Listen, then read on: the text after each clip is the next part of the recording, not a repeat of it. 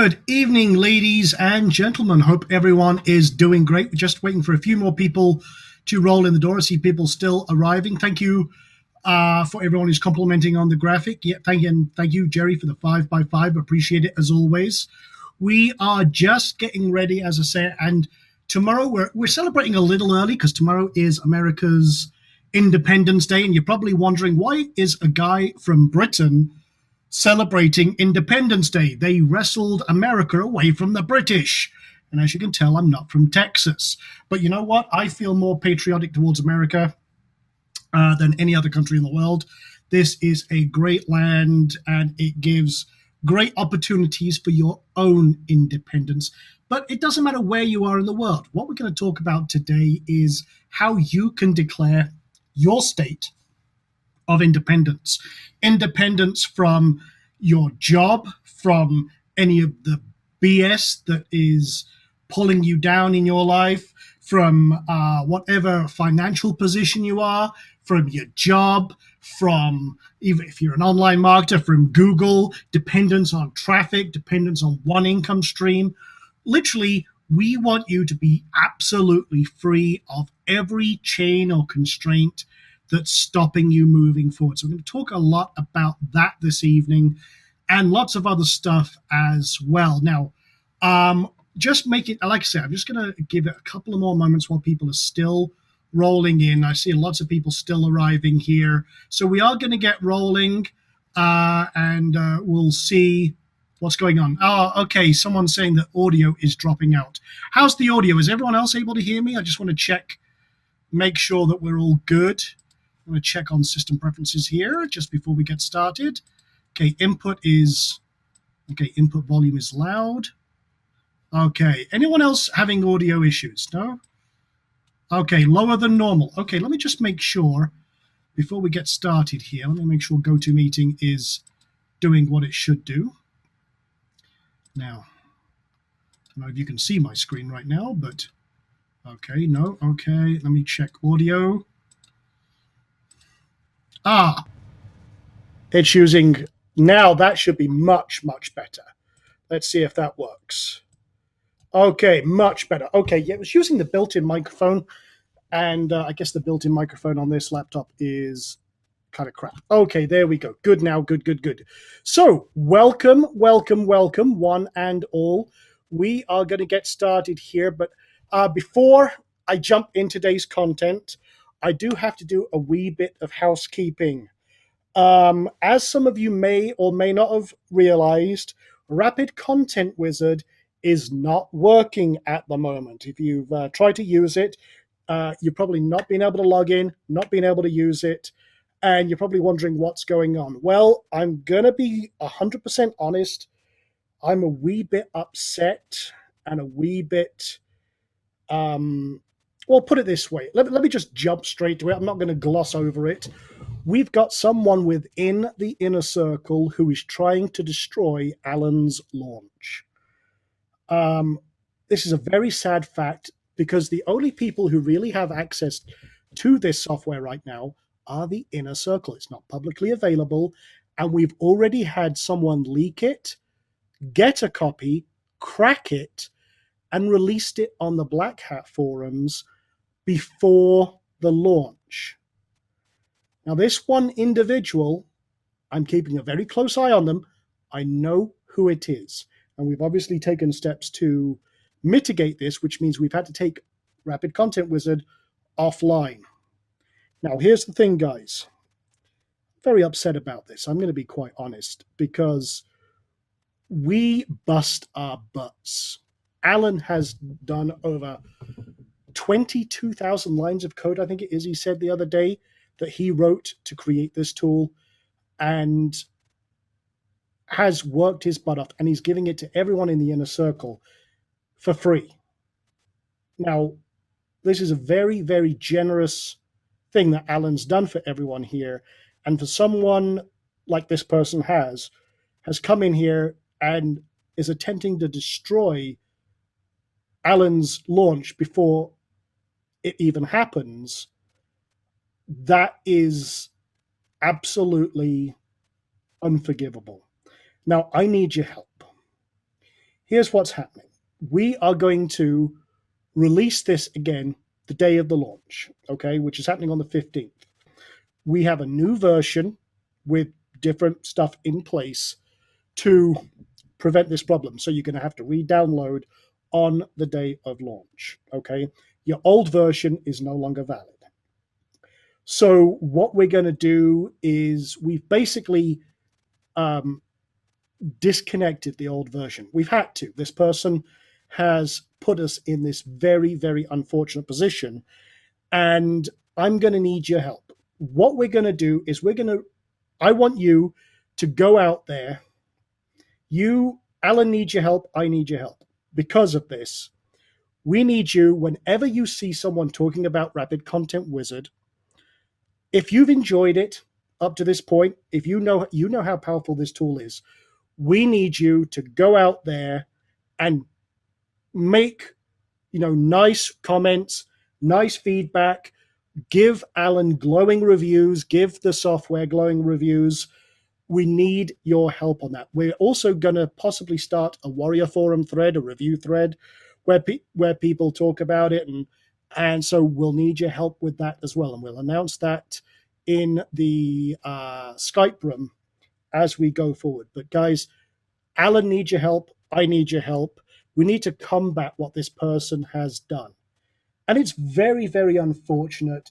But what we need to do, we've got a great community here, and we need to pull together to help Alan out with this and make this an absolutely fantastic launch, while this person who has probably done this just to be the big I am on the Black Hat forums is like, hey, look, I've got this tool. Great. Look at me. I'm a ninja hacker. I got this 2 weeks before launch. Aren't I great? You know what? Screw you. This is the inner circle. We are an army. We are a community. You're out. Let's make Alan's launch absolutely phenomenal. And I'm sure you guys will give him, if you can PM him, give him your support as well, because I can't tell you who it is. So people are asking, tell us who it is, and we'll go tear them apart. Well, I very much appreciate that. But believe me, I already know who they are. I'm already taking, let's just say, they're not going to be removed from the inner circle yet, because I've got much better things planned in that regards, because they've also done some other stuff that I'm not happy about, which I can't disclose yet, but I'm very much aware of who they are, where they live, and we are taking steps to, let's just say, mitigate any future problems. That's all I can say on that. Now, with that being said, guys, as I say, we will be releasing the brand new version on the day of launch. Obviously, we don't want to release it just yet in case there is a further leak and we're dealing with multiple people. But as you can imagine, things like this are very, very concerning. We want to bring you the absolute best of the best tools. And for someone to do this, it's not just disrespectful. It's really, it really harms the inner circle. And we're bringing you these tools to make life so much easier. So I'm sure you will give Alan kind words of support and everything else, because as you can imagine, with a first launch like this, that's very, very disheartening. And I'm sure when you see anything on the Warrior forums or different forums talking about Rapid Content Wizard, you guys will be out there like an army, just boom, boom, boom, give the product and give him excellent feedback, and we can rock and roll from there. So anyway, I hate to start off on that note, but guys, this is a positive as well, because like I said, we're a community. We support each other, and someone like that hurting another inner circle member, well, we just don't accept that as a group, do we? So, and again, lots of people, and just so, because Alan's actually here, lots of people are saying, least we can do, tell us what we can do to help. So, there's lots of support out there. And I very, very much appreciate it. Lots of kind words here as well. So absolutely. Thank you very, very much, guys. And that is very much appreciated. So again, don't want to start off on a negative note, but I want to let you know what's going on and why we've had to disable Rapid Content Wizard until the day of launch. So, okay, now we're talking about independence. Uh, what kind of independence are we talking about? Well, let's go to the chalkboard. What I want to do and really want to focus on with you guys today is what will it take to be 100% independent? Now, independence might have different meanings to you. One thing we've been talking about over the last 3 sessions is kind of okay, how you can start with nothing. How do we use other people's research? How do we motivate ourselves? What do we need to do? What kind of do we need to be action takers? Do we need to have a plan of action? And all this great stuff. But here's the thing: most people go out there without a plan. They may have picked up an ebook or a system or a training course or a piece of software, but it's all about understanding where you want to be and how you're going to get there. And is it going to make you independent? Now, again, maybe it's just a case of your dream, your goal is just maybe a little bit of extra cash every month. Or maybe your goal is to create a huge empire.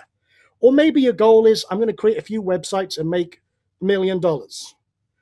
Here's the thing: you've got to break it down. Every system, every process requires breaking it down. And I don't want to say crunching numbers, but in the end, it comes down to crunching numbers. Let me show you what I mean. Let me just come over here. Let me just come over here. I need to turn off that layer and do that. And we'll move that out the way. Okay, so coming back over to full screen mode here and the chalkboard of doom. For example, if you think about what it takes to get to be a millionaire, let's use that as an example. $1 million is a lot of money, but what does it take to get there? It takes about $2,700, I think it's $2,730 a day. Okay, if you're assuming you're doing that 365 days a year. Now, if you break that down, let's just keep it simple numbers, okay? Let's say that's $2,400, okay, a day. It's not going to be far off your $1 million. That's basically $100 an hour, 24 hours a day. Now, when you break it down like that, doesn't sound too bad. If I can make $100 an hour and 24 hours a day, you're not going to be far off $1 million income. But it's a case of breaking it down. What can you do to make $1 million? Well, if you think about it, that's 2 ebooks an hour at roughly $47 an hour, okay, or $47 an ebook. And if you think about that, again, you're breaking it down to thinking, okay, how can I do that? How can I get 2 sales an hour every day of an ebook where I'm making profit? Now, if you want to assume, we'll call it the cost of goods sold, COGS.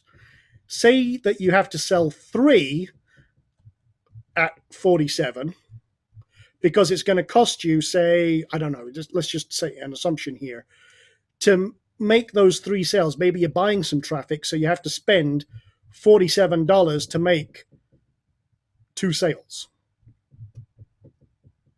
So, okay, now you're thinking, okay, I have to sell 3 an hour, but it's going to cost me money. Okay, so what you're doing here is you're breaking down. Some of the most successful people in the world do this. For example, one thing I sat down a long time ago and thought, okay, what do I need to do to live my ideal lifetime? What's my perfect goal? Well, I sat down, figured it out between, again, what's my responsibility? My mortgage, my utilities, and I broke everything down. Say, for example, I want my fast car. I wanted to be able to travel all over the world. One thing I do, or like to do, is if I can, if I'm going to an event, if I have the opportunity to, I'll rent a jet. Or find someone else who's renting a jet and piggyback. That costs a lot of money. Haven't done that for a long, long time. But if you think about all these things, if you break it down, you've got to think about how much per month do I need for my ideal life, and where am I right now? Most people forget where they are. Here's the thing. Think about this. Right now, a lot of people out there, the average American income is about $2,000 to $3,000 a month. Okay? That's enough to pay rent, utilities, and if you're lucky, you've got a little bit left over, but most people don't. As we said last week, your average American at term of retirement has $2,500 in savings and nothing else. That is disastrous. But what can we do about that? If you're going from here, but you think, okay, to live this lifestyle with my, say, like a mansion, or the beautiful house we're building in Texas and all the other stuff, and I'm thinking, okay, I've got to allocate what's my monthly expense, but what do I want to be able to do to live my lifetime? And for example, kids in college, retirement, healthcare, family. If you're taking care of family, what do they need? What are you going to provide to them? If you think about it, say, for example, you end up thinking, okay, this is going to be about $100,000 a month or something like that for my ideal life, maybe more. But if you think, that would make me live really, really comfortable, you can see between these two, we're 98K off. That means we got a huge mountain to climb. We got to multiply this many, many times. So again, what does it take to be independent? If you're at this level, you are dependent. You're dependent on your job. You're dependent on your limited income streams. You may be dependent on Social Security. You may be dependent on your 401k and hoping for the best. You may be dependent on some sort of job security. You might be dependent on one stream of income. Maybe it's not your job. Maybe you're running your own business, but your business is only as good as your next client, or you're living from paycheck to paycheck, or hoping that your clients are actually going to pay you on time. You're hoping that the next deal is the big deal, but you're always chasing that next deal without having something in place. I mean, we got everybody here right now from every walk of life. People who run very successful businesses, people who work in jobs, people who are on Social Security. We got everybody here right now. Think about this. What is your weak link?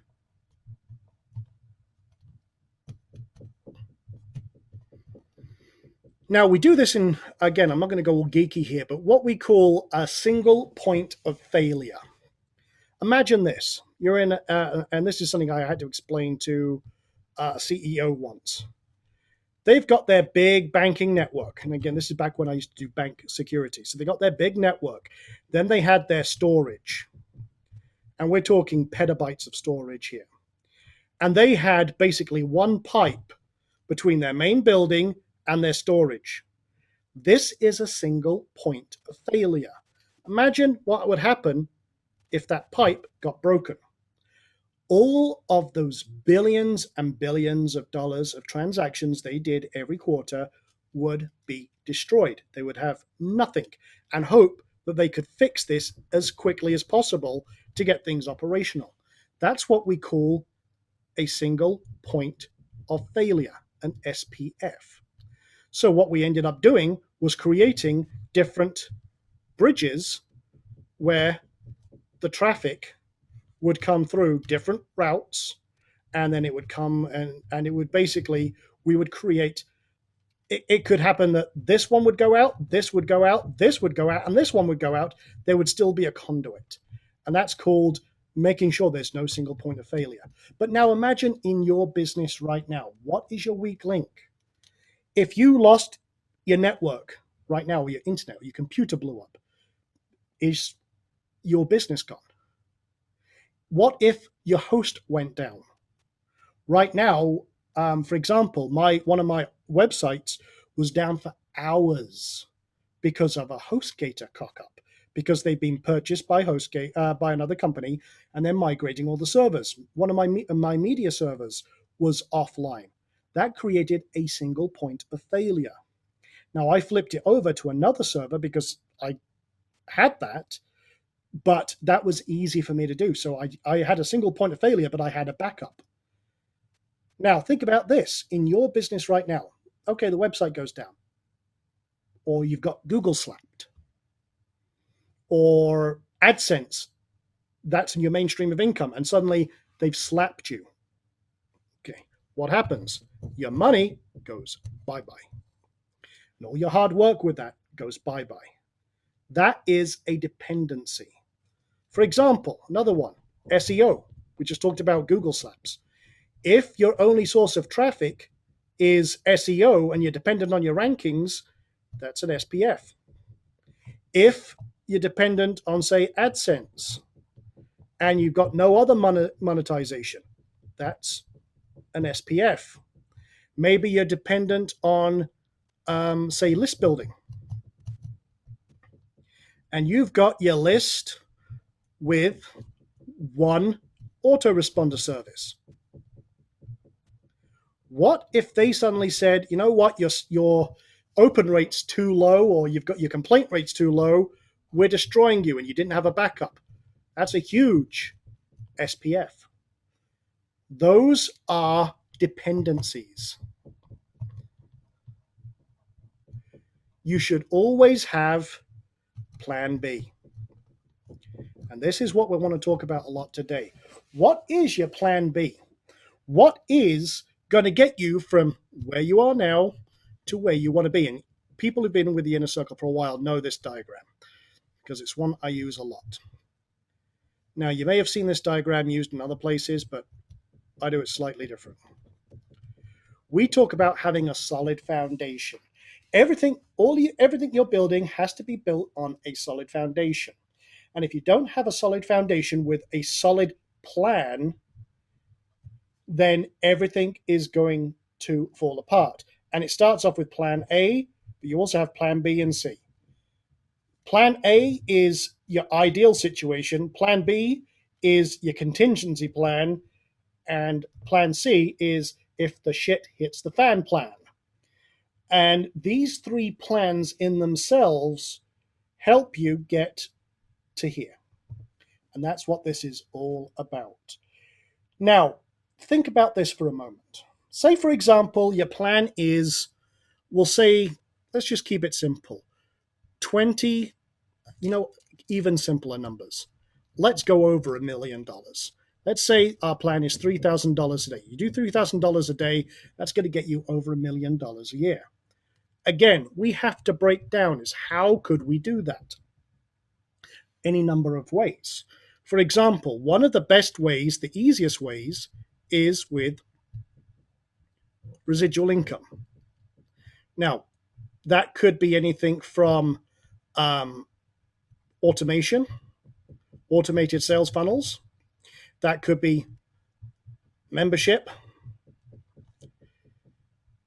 And automated could be anything like AdSense income, long-term sales. But if you have a system that you can automate where you just keep pumping things into a funnel or pumping effort into one end and you get multiplied effort out the other end, that's automated residual. Okay. Memberships, recurring income streams, even things like network marketing, if it has a residual income stream, anything like that, anything like this, recurring sales. So, for example, one example of recurring sales could be like Kindle sales. It could be any sort of product that is automated. And this kind of trips into this one a little bit, but you get the idea. So what you do here is one of my favorite things, scale plus automation. But I'm going to throw one more element into this formula that, again, if you're new to the inner circle, this is the secret. This is the 7-figure secret right here. Scale plus automation. If you can automate it, scale it up, and you'll get more income. It's as simple as that. Sounds incredibly simple on paper, but you've got to put it into action. But I'm going to add one more element to this. Scale plus automation plus plan. You got to plan well ahead so you know where you're building to. You've got to understand what I'm going to do. What is this automation? Is it getting me closer to my goal? There's also another element I should add to this. In fact, let's add this to let's go all kind of algebra teacher here. Scale plus automation plus a plan multiplied by dollar. And what I mean by that, and I'm just going to say that equals success. And I mean multiple streams of income. MSI, multiple streams of income. In other words, don't put all your eggs in one basket. If you want to write this down, guys, please do. I mean, this is one of the things that I really would like you to learn and kind of just drum it into your head. It really is the mantra that I live by. And it's really what has catapulted me to success in everything I do. I have multiple streams of income working every single day. And I could lose any one of those streams or any two of those streams and still be incredibly successful. In fact, because of what I do and because of this one formula here, I could lose absolutely everything. A meteorite could hit this home, and if I could go out, get on a computer anywhere in the world, I could be back up and running within 24 hours starting making money, because I have learnt through perseverance, determination, what works and what doesn't. And I know I could be back on my feet because of the skills I learned. Now, one thing we talked about last week was falling flat on your face and getting back up. We talked about Cassius Clay, Muhammad Ali, Lennox Lewis, Mike Tyson, each one of them who's been knocked on their butt every single time but got back up. I've been knocked down more times than you can count. I have lost everything down to where I was down to literally $5 to my name. And I had a very, very successful business. I had an incredible business, to be quite honest. And through one single point of failure, I lost everything. Ended up losing my house, my fiance, who had also racked up a ton of debt for me. I had lost my business, and I had to file for bankruptcy. By the time I was done, I had a computer, which was on credit, and $5 to my name. And I can't tell you how depressing and what a very, very low and dark time that was. And literally, I had to force myself off the mat. It was a 10 count. It was past the 10 count, and most people would have been counted out. And I'll be quite honest, that was a time when I would honestly have just given up, gone back, find a job, and just gone back and given up all dreams of being independent. But that wasn't for me. I was determined not to let one thing take me down. I don't care. I was down to that $5. I turned that $5 into everything I have now. And it's been a roller coaster. It's not been easy. But it doesn't matter where you are right now. If you think about what you can do, what have you got on the table? What are you building right now? Where are you going? This is an exercise I want you to do. I want you to draw this diagram. And I want you to think about where you are going to go. And I also want you to be realistic about what your foundation is. And I want you to analyze your single points of failure. What are you dependent on?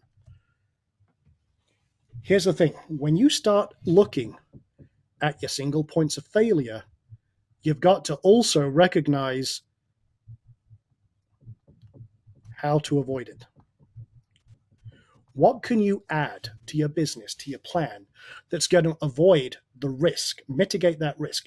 Now, entrepreneurs, business owners, we take risks every day.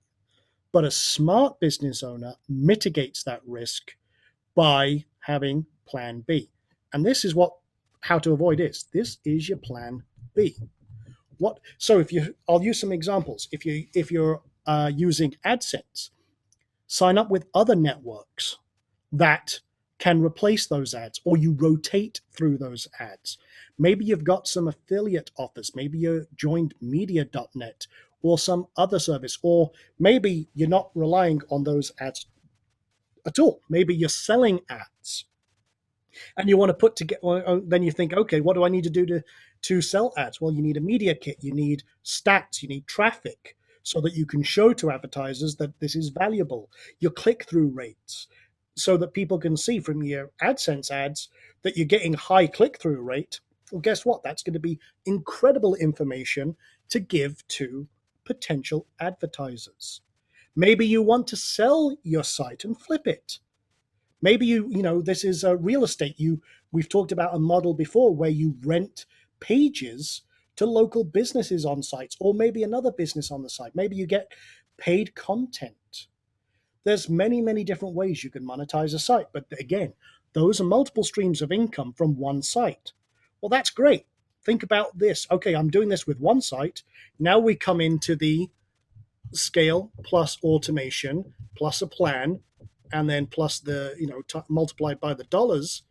Now you're thinking about, okay, my plan is to build multiple sites that I can automate. And if I can find an easy way to scale it, now I've got more multiple streams of income. That's why I'm saying this is a multiplier effect. And you're getting closer and closer to whatever your goal is. But you've got to understand what your goal needs to be. Now, like I say, $100,000 a month, that's a very nice goal to have. But maybe that's, like, geez, I could actually do one just $10,000 a month and I would be happy as a clam. That would be my life set.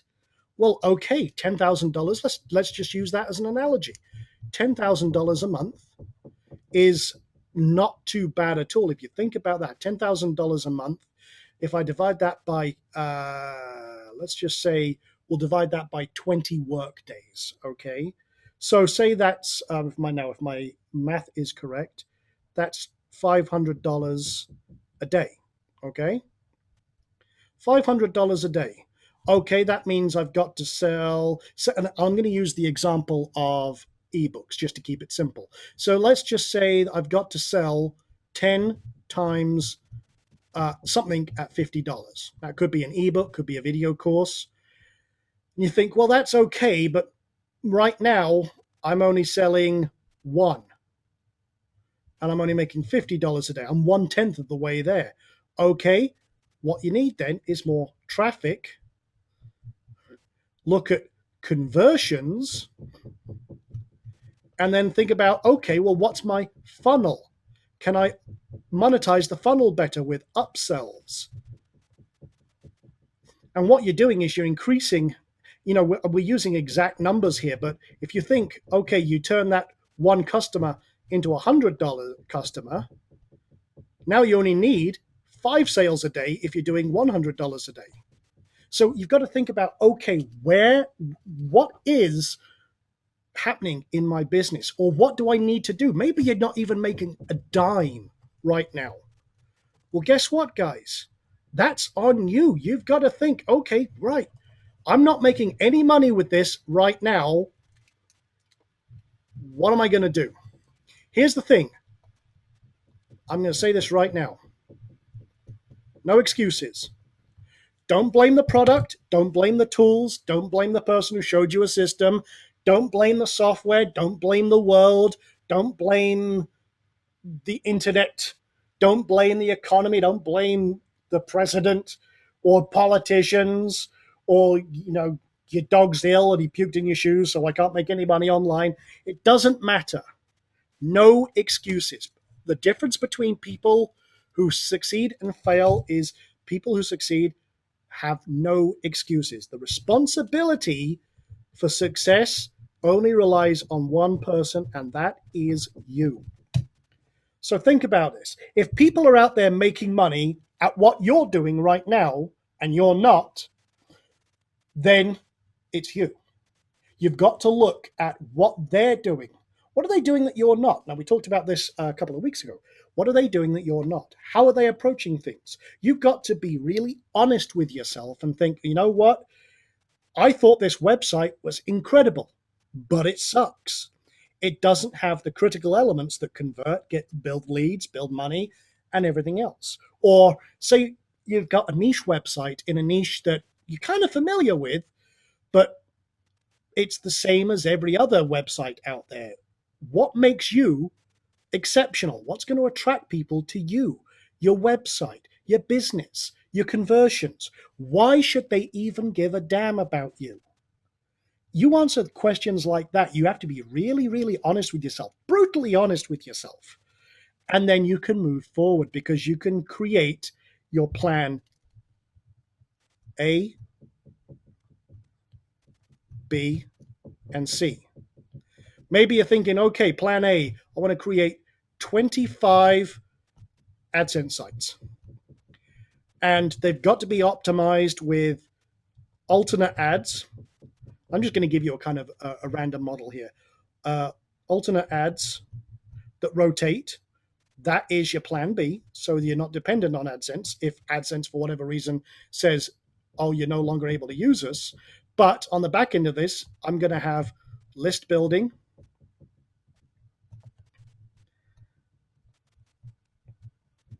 I'm going to have some affiliate sales.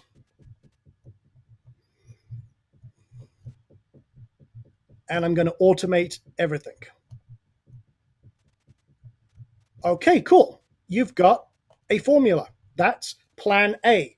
But it's also got plan B as well, because you've got multiple streams of potential income with your list building, affiliate sales, and then you're automating it. So you've got your plan A and plan B taken care of. What would be plan C? Say, for example, all hell breaks loose. Well, that could be flip it, sell it. Maybe it's not making enough money. Don't waste your time on something if you know it should work and you're doing great and you're doing absolutely everything, and you know that if you do a complete reality check of your business and it's just not working, flip it. Never become emotionally attached to an asset. There's two things this is something I teach with financial intelligence. And this is what we were calling FIQ last week. There's two things in financial intelligence that you've got to understand. What is an asset and what is a liability? Okay. For example, I'm going to ask this. This is going to be a wee bit of a test here, okay? And this is kind of interesting. How many people would say real estate is an asset? And how many would say it's a liability? I'm kind of curious because and there's going to be some trick questions in here. So share that right now. Put that in the questions box. Do you think it's an asset or a liability? Okay, good answers. Good answers. Okay. Some very, very good answers. And guys, I'm very proud. A lot of people have said the right answers. Right answer is depends. And that's very true. Here's the thing. If you have a piece of property, and I'm just going to use some analogies here. and I'm going to correlate this with internet marketing in a moment. If you have real estate, and say, for example, your mortgage is actually, you know what? Let me just kind of do it down here. Okay, I'm going to make this kind of a table here. I want you to equate this into, and you know, this is going to be another good exercise.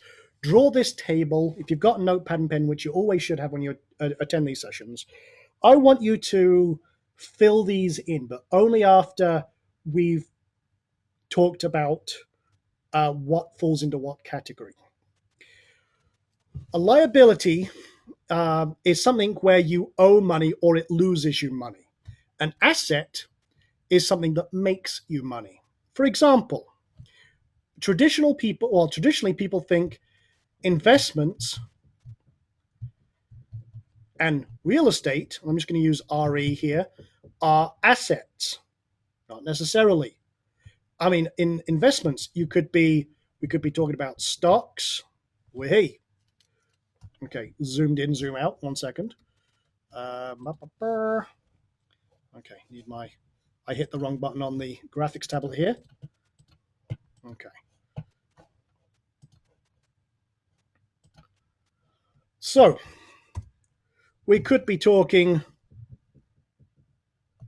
Okay, now I can't write. Okay. Stocks, bonds, mutual funds, and stuff like that. You would think each and every one of those, because you've thrown money into it and you expect to make money from it, would be an asset.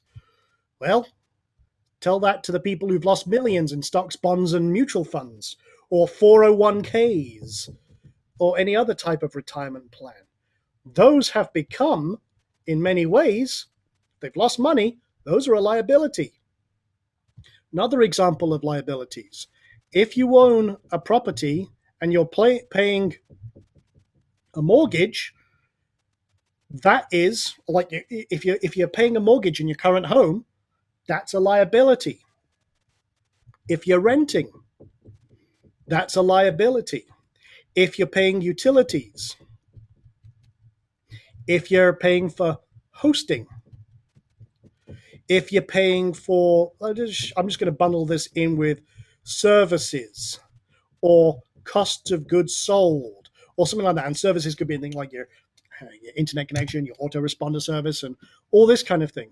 All of these are liabilities because they lose you money. Now, on the flip side of this, some of these might actually help you. When does a liability become an asset? Well, say, for example, you've got a property, but you're renting that property out. This becomes an investment property.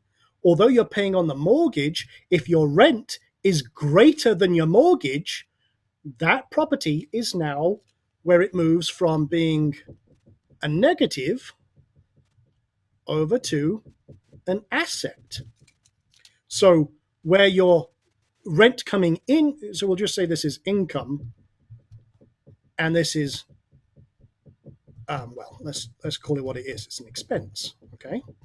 So this, we could talk a little bit FIQ, but again, this is all about changing your mindset to become independent. So if you think about rent, and if your rent is greater than your mortgage,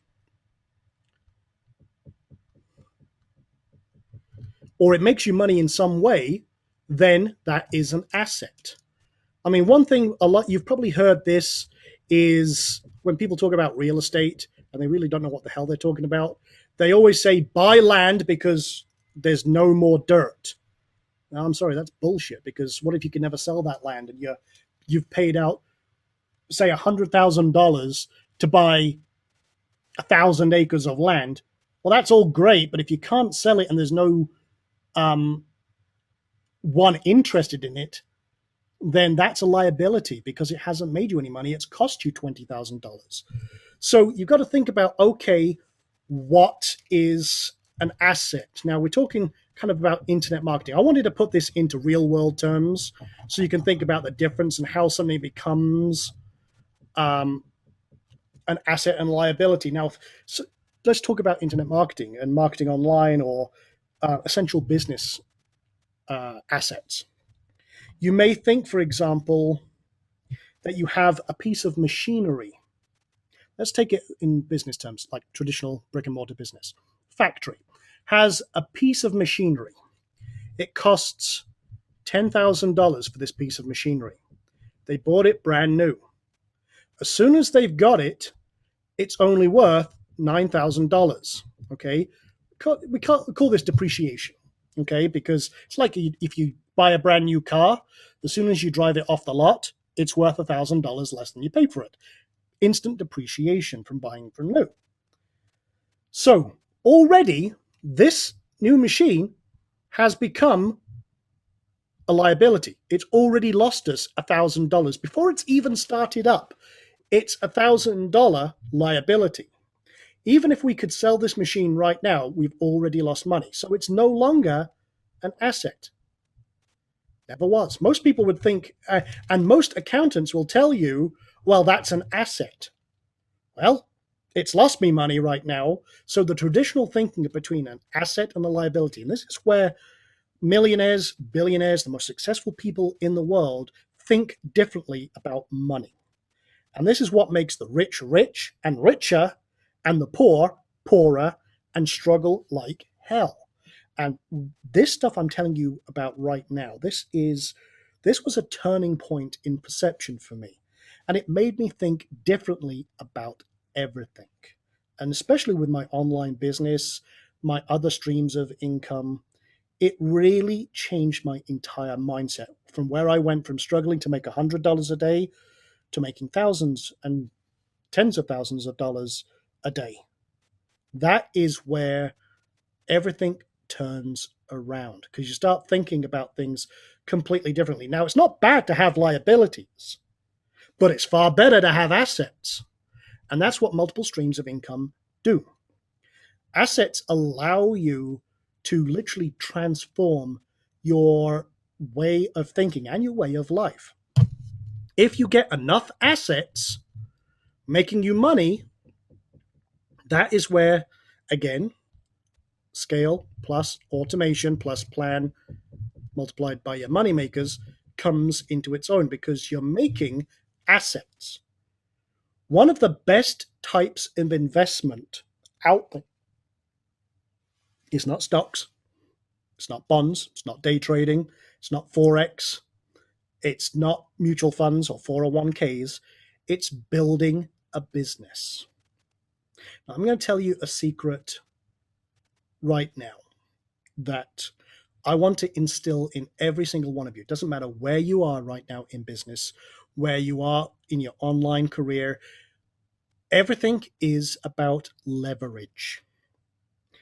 Money is, you may think right now you have no employees in your business. You do. Every dollar is an employee. And if it's not working for you, then it's a lazy employee and it needs to be fired. Okay? The cool thing with money is it's virtual.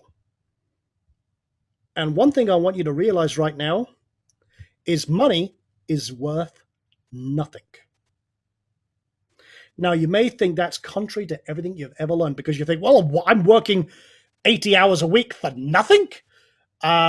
I did this in a seminar recently, and I got looks of horror, and they all thought I was crazy. They thought they'd let the loony out of the asylum. But here's what I want you to understand. Money is nothing but a number. You work right now, say, for example, you've got a job, and your take-home pay is $4,000 a month. What is that? What really is that money? What is that money actually worth? It's determined by a corporation. They call it the Federal Reserve. It's actually not controlled by the government. And if don't get me into the whole politics of this, but the Federal Reserve is like a privately owned bank. They just put the federal name on it so it doesn't seem so shocking. The value of your hard-earned work is determined by this faceless and nameless, basically anonymous bank. Your money from 10 years ago Say $1 today, 10 years ago, is worth 70 cents in equivalent today. So you're thinking you're working for $5,000, you're actually working for a lot less comparatively.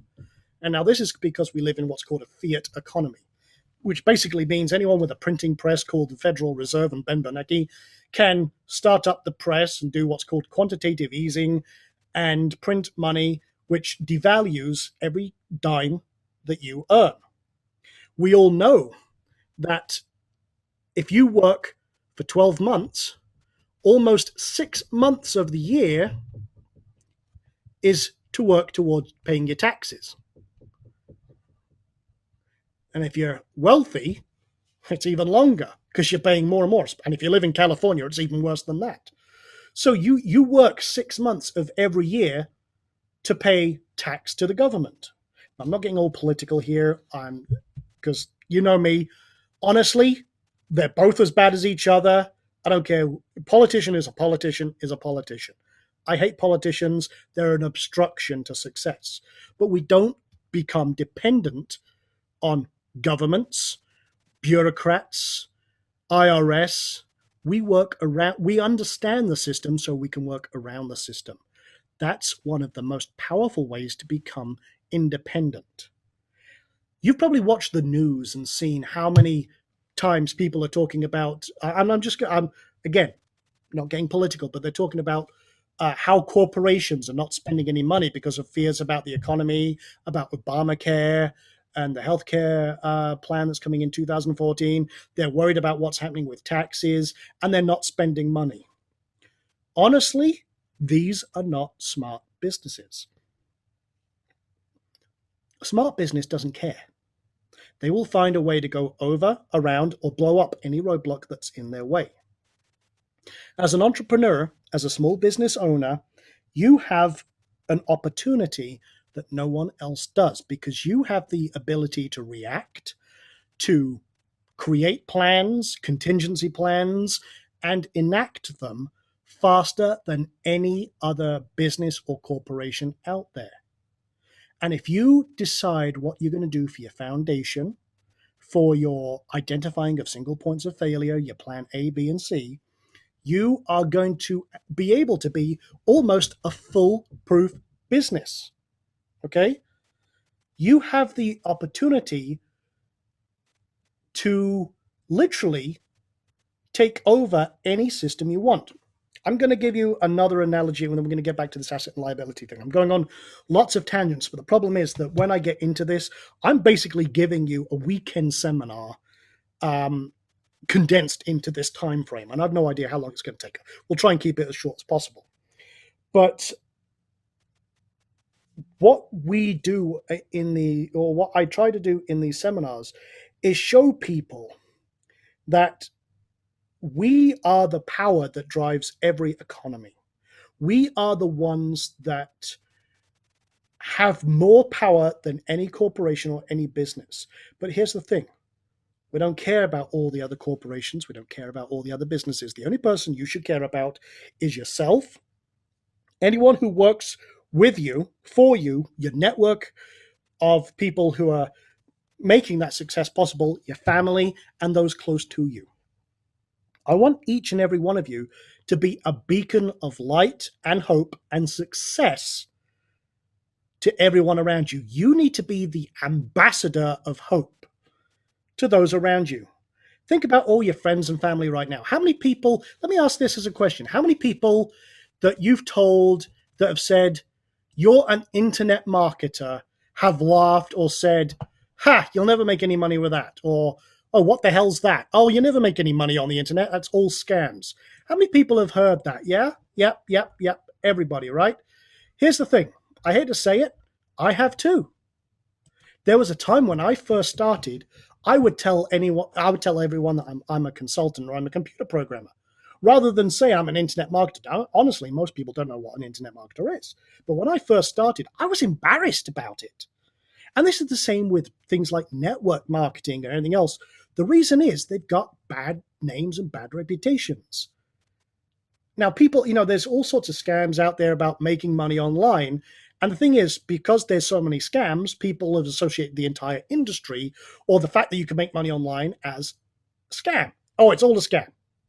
Oh, it's all a scam. Oh, you're an internet marketer? Then you're one of the scammers. Look, I don't use paid actors. I don't use midgets. I don't use hookers. I don't use strippers. I don't use fast cars or mansions that I don't own. Okay? That's it. I've seen so many bullshit, excuse my language, videos out there and stuff that are pure scams. And it's given the entire industry a bad rep. But here's the thing. Who are the biggest internet marketers out there? Amazon, eBay, Google, Yahoo. Very credible companies. What about brand names? Nike, Reebok, Coca-Cola, McDonald's, Apple. They're all in internet marketing as well. Here's the thing. We're not internet marketers. We're marketing on the internet. Very different thing. I'm a marketer on the internet of products, training, and live courses and everything else. We do a hell of a lot in regards to that. We're marketers on the internet. So I want you to change your mindset. You're not an internet marketer. You're a marketer who runs a business online. You're a marketer on the internet. And I'm going to be quite honest. There's no marketing that does not involve online marketing in some form. So if you ever have anyone come up to you and say, oh, you're an internet marketer, say, no, I market on the internet. Very different things. It's a great answer to that accusation. But here's the thing. You've also got to realize maybe what you're doing right now, if you're not succeeding, you're not making money online, is just take a step back. Look at your business, look at your business model, and really analyze, is this going to work for me? Is the revenue potential from this one thing going to be worthwhile? What do I need to do to make this profitable? How am I going to get there? And is this replicatable? So getting back to this. Actually, I was going to give an analogy. I'm sorry. I was going to give an analogy of systems, and that every system, if you understand the system, you can find a way to beat the system, or find a way whether you even want to play within that system. I'll give you an example. I use an analogy of blackjack. When I go to a casino, and guys, keep this to yourself, don't tell the casinos. Blackjack is one of the few games that you can actually beat the casino. And one of my analogies that I always use in business is, I don't want to play in the casino, I want to own the casino. Why? Because the casino always wins. Not when it comes to blackjack, because if you understand the system, you can exploit the system. Now, I'm not one for exploits. I don't want to sound like I'm going black hat. But if you understand how to play blackjack, you can actually make money with blackjack and be a consistent winner.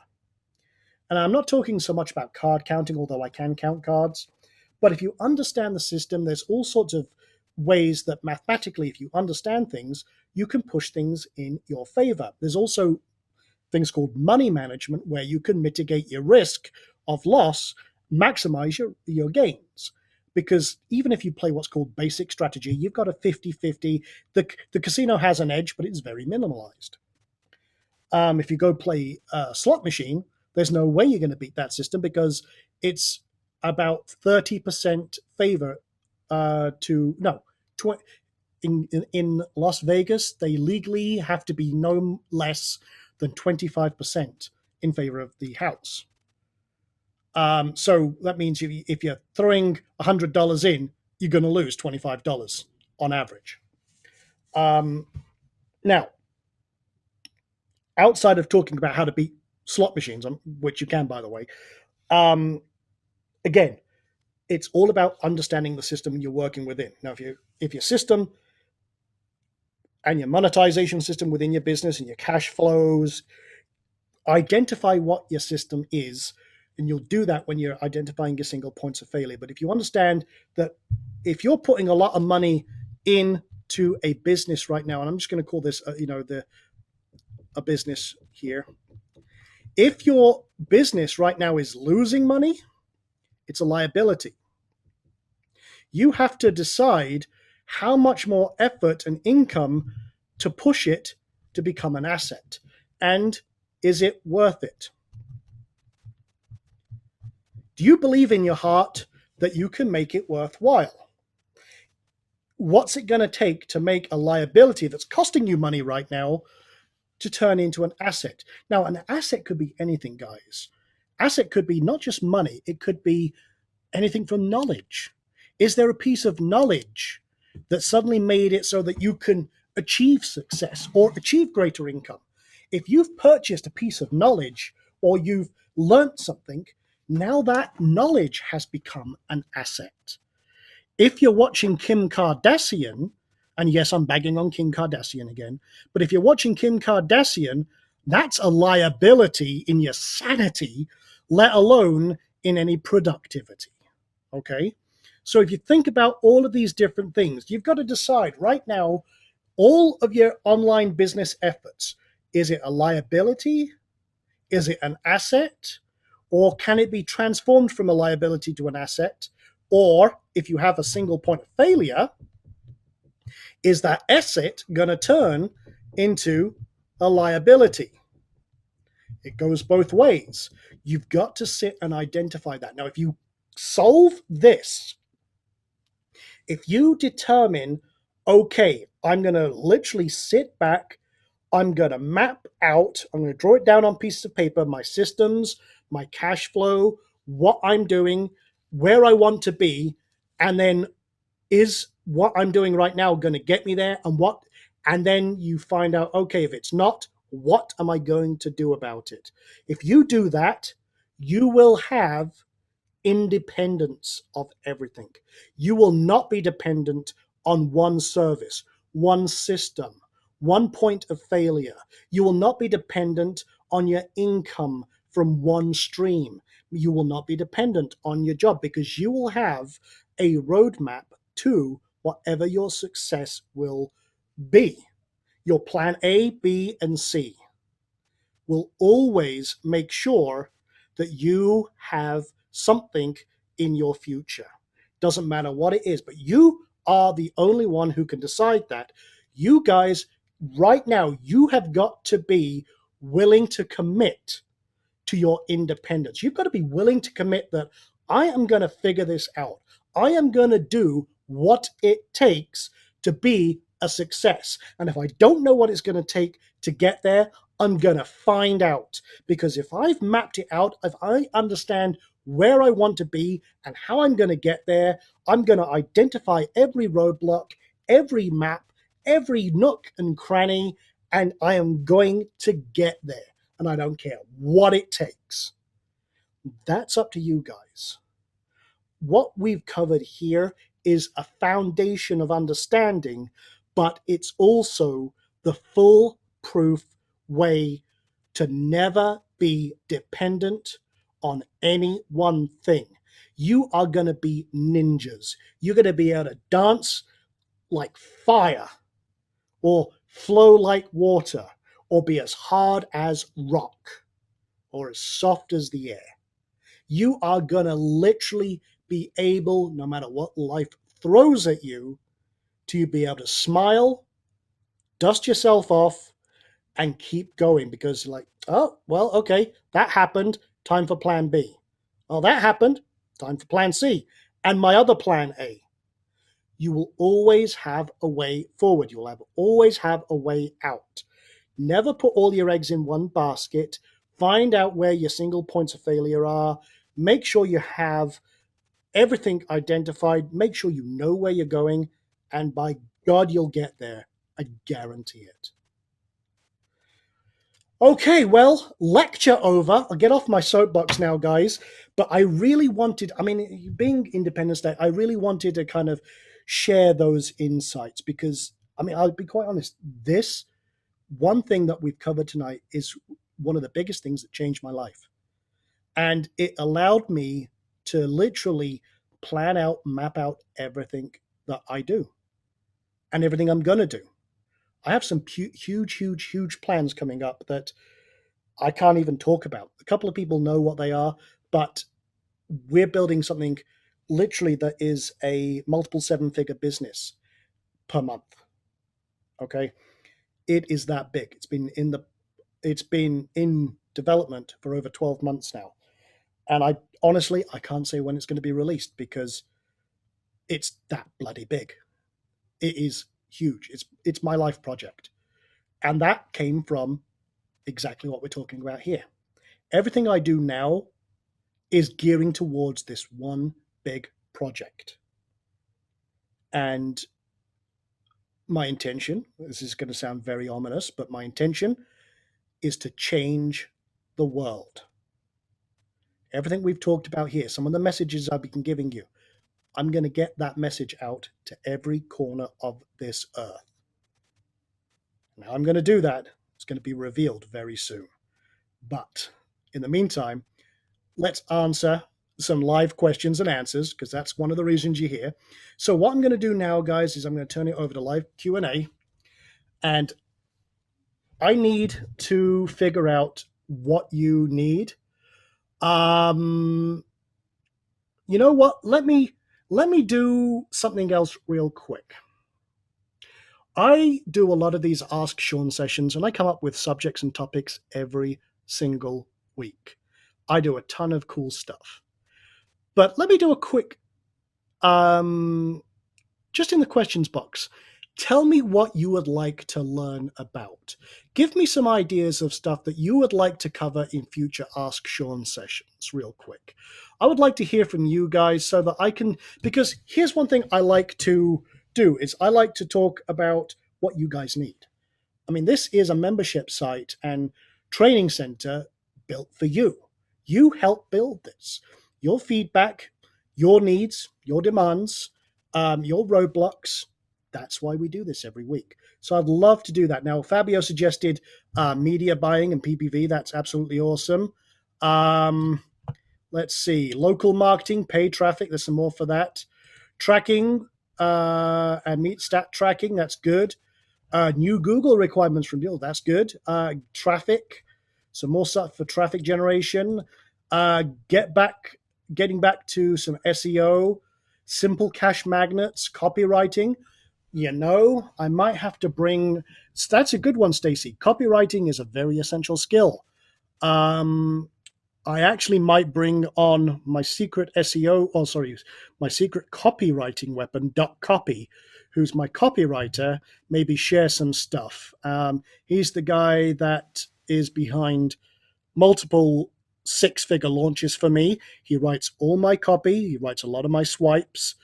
Might bring him on for a special. Solo ads, video marketing, CPA marketing, sales skills. That's very important one as well. So yeah, no, those are some great suggestions. And you know what? We'll start diving deep into those over some of the next few sessions.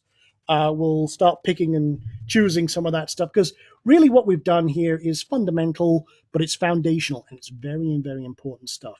I mean, a lot of the stuff I'm doing right now, I want you guys to do some of those exercises that we talked about today.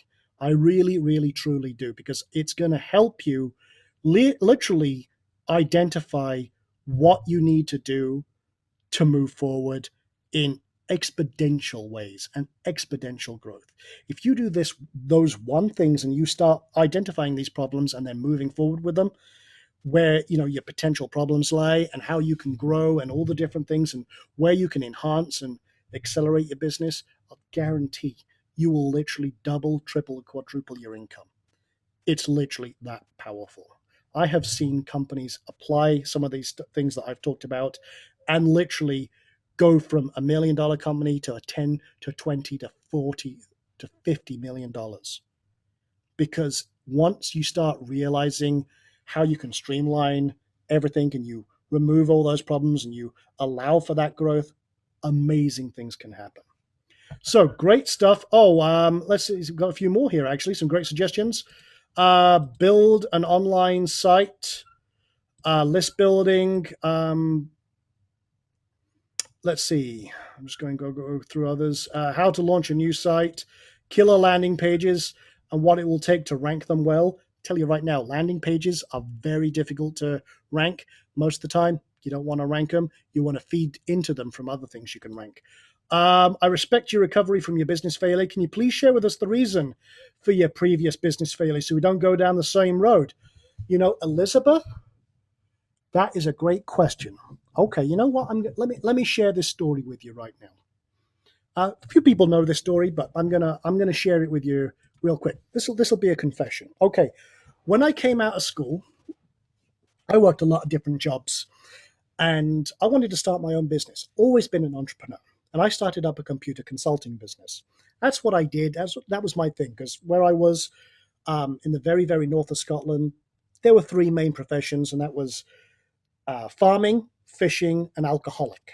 Okay, that's my joke about that because there really was nothing else. It was a tiny, tiny community in the middle of nowhere. But I was always into computers, so I started my own business as a computer consultant, and I started working with some of the businesses on the mainland, build up their infrastructure, and I built up a very nice business, and it was a very successful business. And the local council, kind of like our local government up there, had a healthcare contract for this hospital. Now, this healthcare contract was signed, sealed, and it required me buying a lot of computer equipment that I could not afford. So I had to go to the bank, had to borrow against the house, and borrow a lot of money to make all this happen. Now, what happened was, and again, full confession, this is when I found out that the government has a lot more lawyers than you do. And any contract you enter into with the government is not worth the paper it's written on because they will always find a way out if they want to. They backed out of the contract. Basically, I was screwed. And if I wanted to sue them, it would take me years. Even though I had a signed contract, I had a legal team, but they were going to hold it up for years. And even then, there was no guarantee that I would ever win. And I did try, but I hit a team of 12 lawyers and I couldn't afford to fight this. I had put everything into this contract.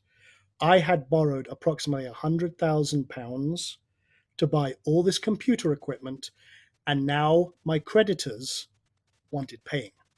They didn't want the computer equipment back. They wouldn't take it back. And when they did, and I had to liquidate everything, they took it back at half price, which means I still owed a ton of money.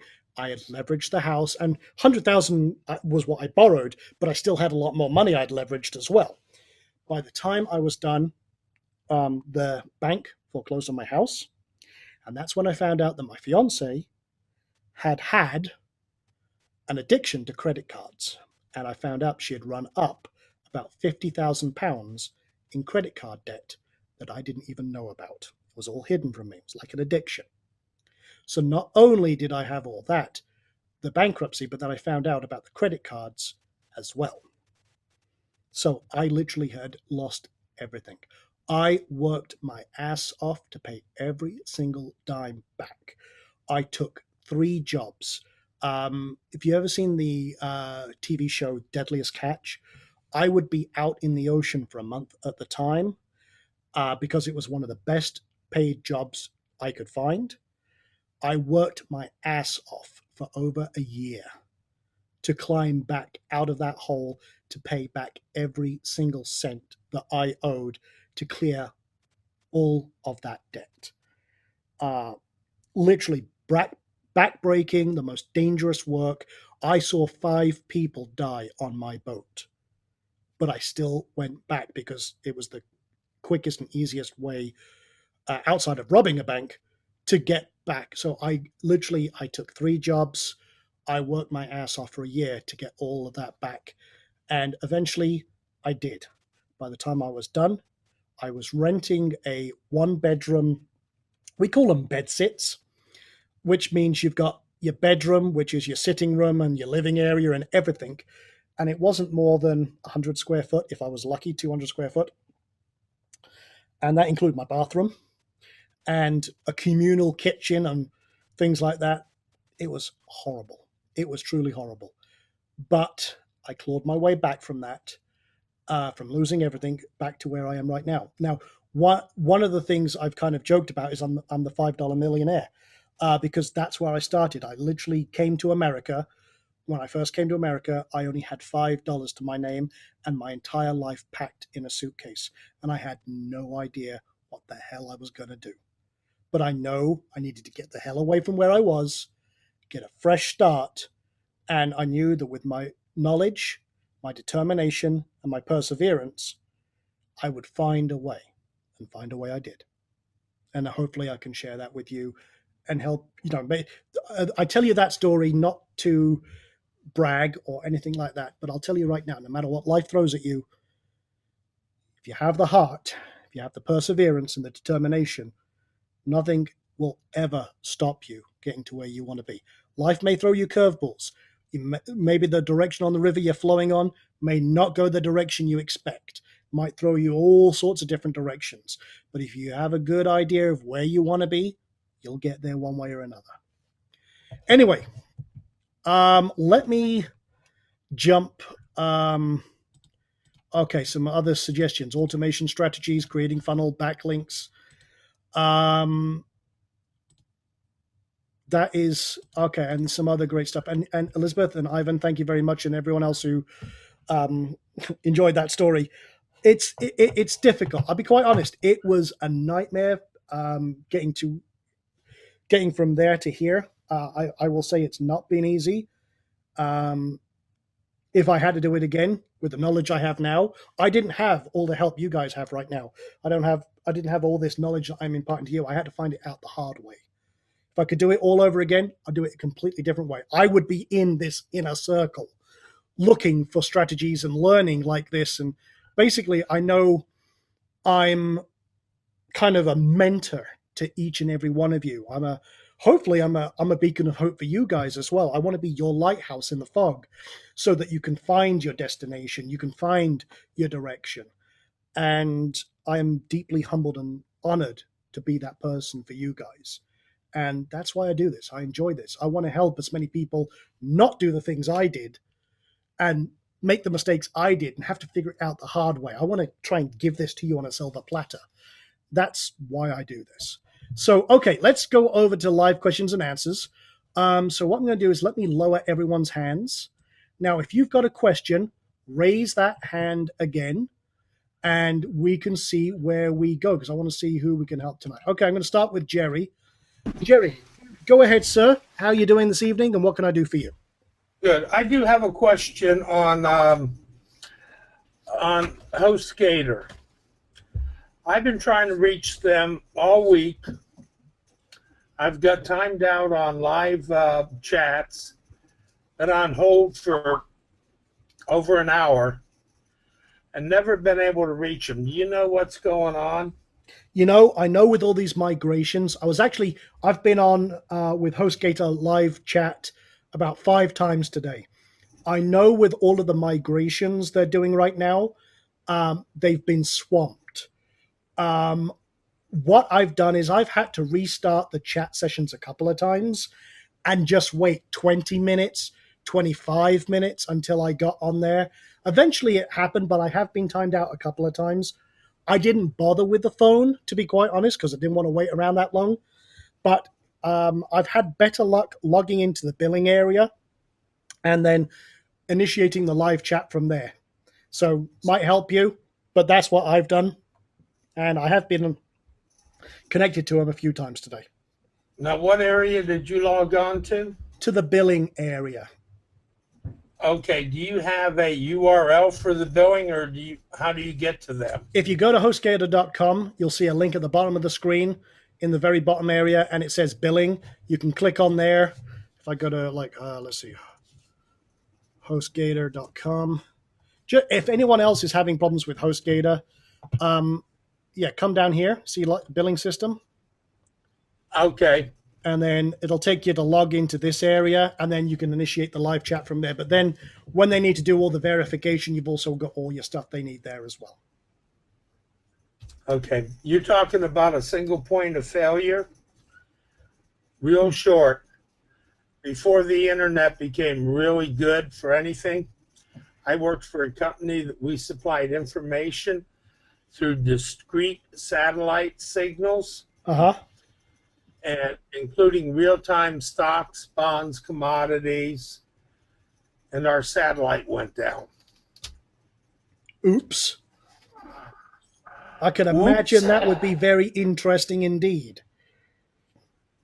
Yeah, well, we scrambled and got another couple temporary satellites up, but I spent the next 6 months going around doing nothing but readjusting satellites to the latest satellite we had.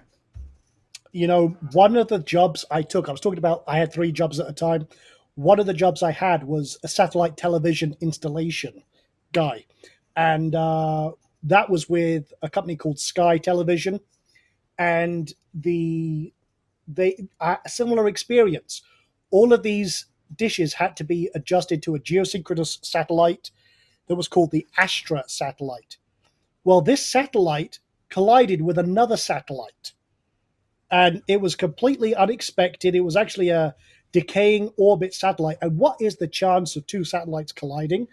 It took out this satellite, so they had to wait 3 months to get another satellite up. And then we had to go around literally thousands upon thousands of homes. That's why I had a job in the first place doing this, to realign them to this other satellite that wasn't crashed. So yes, I sympathize with you. That was Yeah, well, we didn't really have the satellite stuff yet for television when I was doing this. It's crazy. You know, and it just goes to show any single point of failure, not having a backup plan in case there is a problem, it can be disastrous. Imagine how many millions of dollars that cost your company, let alone mine. So interesting stuff. Well, thank you, Jerry. I don't know if you've got any other questions, but if you've got anything else. That was just it on HostGator, because I've been pulling my hair out trying to get a hold of them.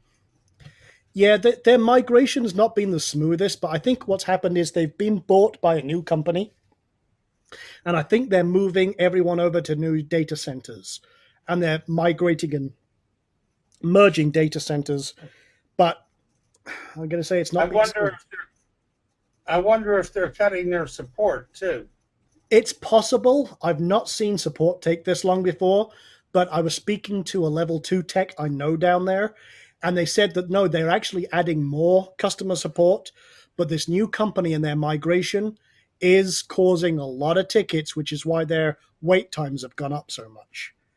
So, but that's between you, me, and the gatepost, okay? That's not public knowledge. Well, I go back and I check my site every day to make sure it's still up. My sites, rather. That's it. You know what, guys? Let me ask you this, because you just raised a very good question here. Who would like and I'm thinking about this, a site monitoring service built into the inner circle so that you guys can get alerts if your site is unreachable? Something like that. Most hosts offer something like that, or most hosting companies kind of offer different tools and different things. I don't think HostGator does, but would anyone find that valuable, that you could plug in your sites and get an instant email when there's a problem like that? Yeah? Okay, cool. Huh. Okay. Well, you know what, guys? I will build that for you guys. That would be... Now, I might have to, it'd probably be wise to add in something like SMS alerts or email alerts, but I'll figure that part out. But I can do that. I could build that for us and make it a nice little tool. It's something that I was thinking about building for myself because of all the different things. So yeah, you know what, guys? I'll figure that out for us, okay? We'll see if we can add that. And before I forget, the site builder. The site builder is almost done. I was hoping to have it ready for you today, in all honesty. But I'm adding a couple of new features. Instead of just building one type of site, I'm going to have it so you can pick several different types of site. For example, an AdSense site, a product review site, a like automated funnel. I'm trying to make it so we've got several different types of site, and you can just pick I want to create. Say, for example, I want this domain. Here's where I'm installing it. I want this template. Now build it. That's what I'm trying to do right now for everyone. So that might not come out in the first version, but I'm building some of that functionality in there right now so that later on I can create different site templates and add them, and we can rock and roll. So that is almost done. I've been testing it today and it's been working flawlessly. I'm just adding some extra features. That sounds real good, Sean. Okay, awesome. Well, thank you, Jerry. And again, a little bit of housekeeping there, and we can rock and roll. We've got, let's see, I'm going to go up the scale. Let me go to Don. So, Don, go ahead, sir. What's your question and what can I do for you? Oh, I got a couple of them tonight, Sean. Okay, rock and roll. Lay them on me, bro. First one has to do with the theme. Okay, on the theme that you released, when you change the settings for your text, and like if I was trying to make the header and I tried to change the text header, it changes the body text too. Is it any place that I can put the CS? I was trying to find the CSS to change just the header itself, but I can't seem to figure out where that's at in the theme where I can go in and edit that and what I need to put in there to do that. That's a good question. Let me go. Because I wanted it white. I wanted it white, so if I change it to white, my posts don't show up. Oh, that's not good. Okay, here's what you can possibly do. And now I'm going to do... You know, I don't have a good answer for that per se, but let's have a look. You're not wanting to do this, I assume. You're not wanting to put a graphic? Or you talking about... I was just putting it in there and lettering across the top because the site I have I don't have a logo for that site and really don't require one for it because it's kind of like just a plain site. There's nothing fancy to it. Okay, I really haven't made a logo for it. Let me make a tweak here then. Now I've got to remember what the password is. Okay. Because I looked for it for an hour or two and I couldn't figure out where to change that. And I didn't want to destroy the theme trying to figure out how to do it. So I just asked No you. problem. Let me, that's a good question. And let me see if I can answer that easily for you. Now to do that, I'm going to have to turn off the logo. So let me remove the logo. And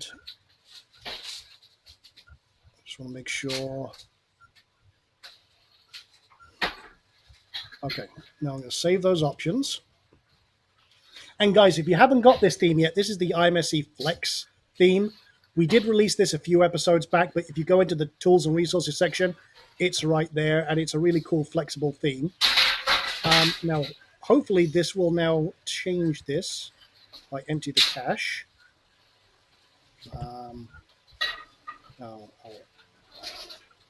I think I turned off the cache. But let me just make sure. Okay, it's disabled. Okay, so the logo would go here. So let me just now inspect. Let me show you how you would determine this on anything. So I'm now inspecting this theme. And I'm looking at the div ID logo here. So it could be something like, if you think about the way that CSS works, it could be something like logo space H1, and then you could affect that as a piece of CSS, but there's no specific way to do it without doing a logo or something like that. But you could do it as logo, then logo H1, then a curly bracket. Something like, now kind of like, let me do this.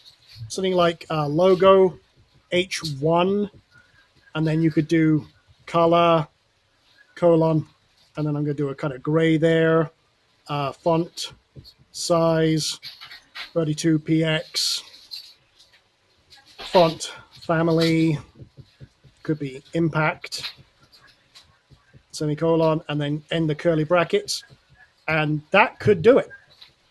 Play around with that. I'm going to paste that in the chat for you. Okay. And whoops, I'm going to send that, put that in the right box. That will help. But that might be a starting point, but you can play around with that and just inspect the element and see what's on there, and you can start playing around from there. Okay. Now the other one has to do with what you was talking about tonight. Um, in the real world, as far as offline, I seem to be able to do quite well as far as just about anything I do.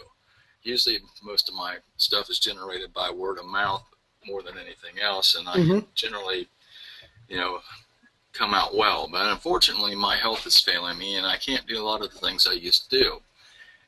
And I'm having a problem transitioning over, it seems to be, over to the online world and figuring out how to make these same things happen to create that, how do I say, following, I guess you would say. Uh-huh. And I'm trying to figure out how to make this transition over. It's been, I think, one of my biggest problems. I can't figure out how to get that out there and get that, I guess you say, more or less a brand built up and get it to work right. As far as trying to brand myself somehow, it seems to work better on the real world for me than it does online. I don't know why, but I don't know what I'm doing wrong and the difference is, but if I'm approaching it in a different, wrong fashion or what. One of the best ways to approach that is, now when you're selling offline, what's the one thing you're doing with your customer? I have a lot of communication generally with my customer. Generally, I can pretty much, honesty is one of the biggest things that I go over with them, because a lot of times it's either in the construction area or it's in the mechanics area. Mm-hmm. That usually is a big factor, and then either one of them areas is being honest with the people and doing what you say and giving them a good product in the end result and being reliable. Now, you've hit the nail on the absolute head between offline and online. Most people online don't have a conversation. They don't build a relationship. And that is one of the key things that everybody needs to do. They need to be able to get with people, to talk to them. I mean, I know, talking to Dunn for a long time now, that he's a stand-up guy. I know that he's doing his best to do what he needs to do, and that, he's struggling online. We've just learned, everyone's just learned that from this conversation. He's not getting that going. But if you start talking to people about what you do and how you do it, and if it's of interest to them, you've probably got someone who's a customer or can make a referral. Even if you do it even if it's just not one-on-one, if you're doing it through a video or an email, or if you're doing it through a social media group where you're making connections and you're talking to people, that communication is what can literally catapult you forward.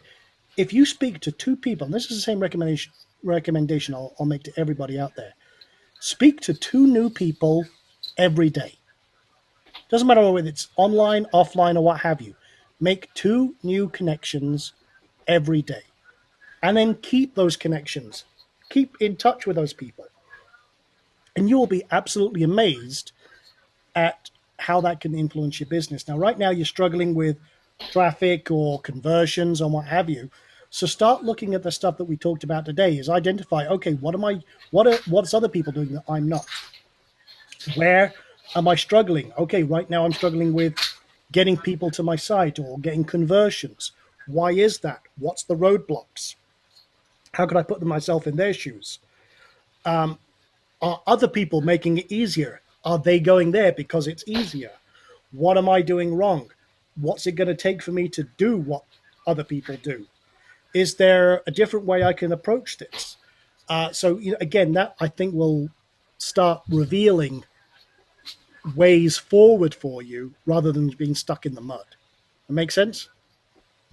Yeah, it's making sense to me. I just trying to figure out the best ways to do that at times, because even though, like, I don't know, it's like Facebook and stuff like that. The following only seems to be there in certain areas, and just it's hard to seems to be hard to expand upon it for some reason in certain areas. Here's one thing I recommend with Facebook, because it's a social network. Get involved with groups. Get involved with questions, and communicate. Find where your target market is and communicate. Also, forums. start becoming known as the go-to person for what you do, what your business is. And what will happen is you will start getting people coming back to your site because they're starting to know you and trust you, and your reputation increases. I do this with a lot of consultants and tell them to go out there and talk to people, answer questions, get known as the authority person. And it's amazing how those conversations and the communication start elevating the business. Now, is this for your pet business or is this for something else? In the pet business, and plus a couple other ones I have been working on too. I mean, I do another thing in the mechanics area I've been working on, but it's not panning out very well either. Having the same issues.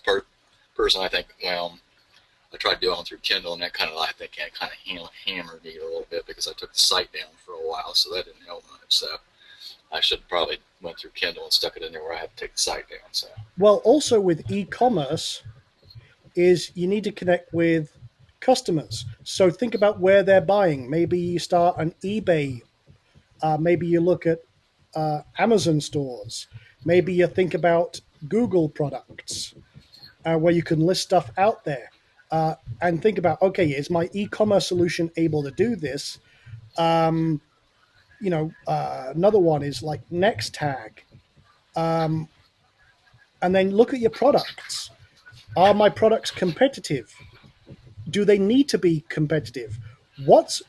Here's the other thing that with e-commerce is why buy from you? What is your unique selling unique selling point? I always say perspective because it's why should they look at you? But why? What makes you different? For example, one thing we suggested before, you could say 10% of proceeds go to rescue pets. That's even if your product's the same product, if you donate 10%, that's going to make you more of a animal friendly person. Look at what some of your competitors are doing online. What's their Facebook presence? How are they doing it? Do they have a referral program? Maybe you start an affiliate program. It eats into profits, but in the meantime, it can help you grow and become more and more prominent. Think about all the other things that like PetSmart does or Petco or things like that. You can do those things. I know you're on a budget, and like most of us are, we don't have the budget of like these big companies. But what can you do? What's the shortest path? And this is what I always look to is what's the shortest path to get as close as I can, and then find a way to do it. And that way you can look like one of the big guys, which cuts out 98% of your competitors. But at the same time, what's your advantage and why you? Are you going to be competitive on price? You're probably not going to beat these big wholesalers. So look at it in terms of quality, trust, and customer service. Maybe your customer service is exceptional. Maybe you go above and beyond the Call of Duty. Well, that's going to be advantageous to you compared to a big corporation who doesn't give a damn. So you've got to look at those different things. And e-commerce is tough because everyone's got the same products. So you've got to stand out from the crowd and you've got to find the ways to do that. And that is tough. Yeah, that's what I'm finding. It's real hard to find a way to stand out. That's what I've been trying to figure out. The other way you can do it is find a manufacturer of a pet product. Now, this is something I've talked about before, but find a manufacturer of a pet product that's not available wholesale, that's not available anywhere else except from what they do, like a manufacturer direct. Then approach them with an affiliate proposal where you will market their product. You will take a cut of every sale, but you will market their product for them if they will drop ship it. If you find 3 or 4 like that, guess what? You now have a USP because it's only available to you. And you can set up entire campaigns around those unique products and get them out there. If you can find something like that, then you've got magic working. And again, those are different. You got to just approach it from the out of the box thinking aspect. Because if you try and be a me too, you're going to get a small slice of a pie. If you try and A be very small slice. exactly, and you don't want to do that.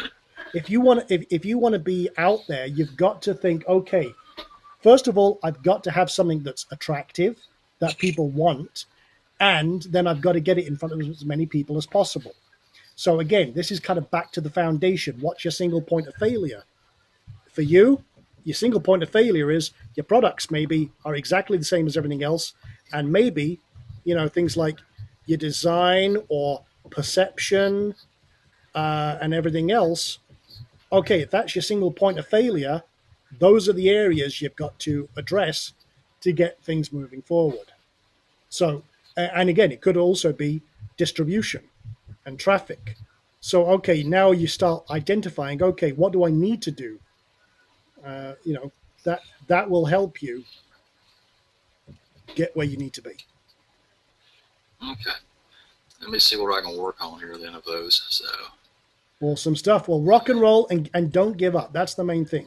Never, ever give up. Just plug away at it and eventually you'll get there. Even if it's just one thing you tackle at a time, just think, okay, what's the most important one first? Deal with that one, and then you can move on. Okay. Thank you, Sean. You're welcome. That's a very detailed question, guys, and a very detailed reply, but I can't tell you how many people have exactly that. And you know what? I did too. It's just a case of being honest with yourself, crushing like, okay, I don't want to be overwhelmed by this. So you got to crush that down into a little ball and then just say, okay, put that in a corner. What am I going to do? How am I going to get there? And do I have the resources to do it? No. How do I get the resources? Okay, I'll give you an example. Maybe I've got an e-commerce site and the design is horrible. Well, what am I going to do? I need to get someone to design it for me because obviously my efforts weren't good. Okay, that's going to cost me $500. Do I have $500? No, I don't. Okay, what's my roadblock? Getting $500. Okay, I'm an entrepreneur. I'll figure out, okay, what do I do? I need to sell X amount of products, save a little bit of money off the side of those. I've got my $500. Or do I go borrow that? Or do I do something else? Do I do this? Maybe I sell this. Or maybe I'll do this for a little while until I can do it. You've got to break it down into those individual things until you find your roadblock, and don't let a roadblock stop you. Don't let anything stop you. You just got to keep moving forwards. So, okay, let me go do a couple more questions here. So let's see what we got going on. Let me go with Jill. So go ahead, Jill. What's your question this evening? How can I help you, sir? Hi, Sean. How are you? Doing good. Good. Look, I PM'd you on Skype last week. I was wondering if you received it. I may have, but I was traveling, so I'll have to look again. Okay, look, I've got it here. I just sent it to you again. That's just the 2 tickets that we're looking at. Okay, I'll have a look at that as soon as I'm done here, and we can see what we can do. All right. Is it me or there is? It seems like there is. I get email every day about new plugins. Yes, I've been promoting a couple of plugins. Are you talking about from me or from other people? No. There's a multitude. I must get about 20 emails a day for different plugins. Okay. And it got to the point where, how many plugins do you want on a website? I know. You know what? The plugin market is becoming very saturated. And, a lot of them do the same things. So just be very sparing. Only buy the ones and only get the ones that you think will help you and you don't have a solution for. There's only, there's lots and lots of plugins that do exactly the same thing. If you've already got something that does it, don't worry about it. It's back to that 80-20 rule. Okay. The only quick question I would have is because of some of the plugins takes a lot of memory. There is a plugin that I found. It's called Memory Size and Memory Limit, and then you're able to increase the limit on the memory limit. Now, I'm with HostGator. Do they allow that? No, that's on sharing. Kind of, sort of, yes and no. You can go up to a certain number. After that, if you're using too much memory, they'll slap you down. Okay, so you don't have any idea of what number we're looking at? I think it's 128 megabytes. 128? I think so. Okay. Don't quote me on that because because they might change that, but I think it's 128 and you're safe. yeah, because I'm like right now I'm at 62.1 or something like that, and every time it's really slow loading, and every time you need to do something, it takes forever. Well, what I would do there is increase it to 96, but what I would also do is run a plugin called P3 Profiler, and it will do an analysis of your site, and it will tell you where and what is slowing down your site, and then give you you'll be able to figure out from there where your bottleneck is and maybe optimize things a little bit. Okay, I did find something. It was gzip compression for the htaccess file. I found that by just snooping around, and I put this in a few websites of mine, and it was unbelievable what it did. Oh, it can certainly speed things up. It compresses on the fly all of your content. It was like day and night. It absolutely can be. Absolutely. Yeah, if you do that, that does help a lot. Wow. So anyway, well, thank you very much. That's all I wanted to know. Awesome stuff. So I left you the two tickets. I left you the two tickets there, so you have them now. I'll have a look at them and see what I can do. Okay, awesome. Thank you very much. Okay, so with that being said, let's have a look. I'm going to go to Guy. Guy, go ahead, sir. What's your question this evening, and how can I help you?